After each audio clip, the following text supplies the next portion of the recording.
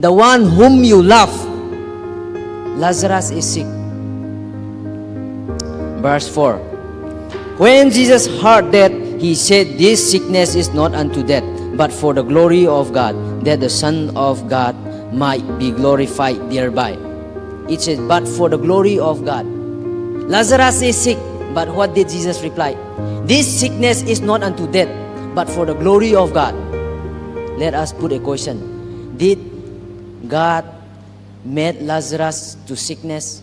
Did Jesus or did God bring disease to Lazarus? In short, let us say, did God kill Lazarus? What is your answer? Did God kill Lazarus?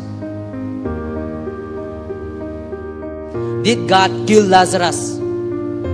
Answer is no. Do you know the meaning of no? Do I need to translate the meaning of no? Jesus will never kill Lazarus. And Jesus will never bring sickness to Lazarus. Let us read some quotation from the book of Desire of Ages, page number 471, paragraph 1. Satan, the author of sin and all its results, and led men to look upon disease and death as proceeding from God. Satan is struggling. Human minds let the human think that Jesus is the one, or God is the one who brings sickness and diseases or curse into this world. And even the disciples and even the Pharisees and the Jewish people believe that way.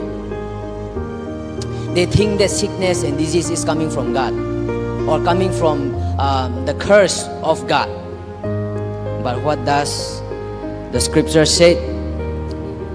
And let me also read again from the book of Desire of Ages, same page.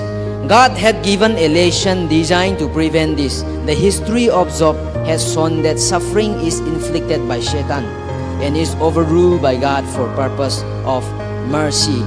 Desire of Ages, page 471, paragraph 3.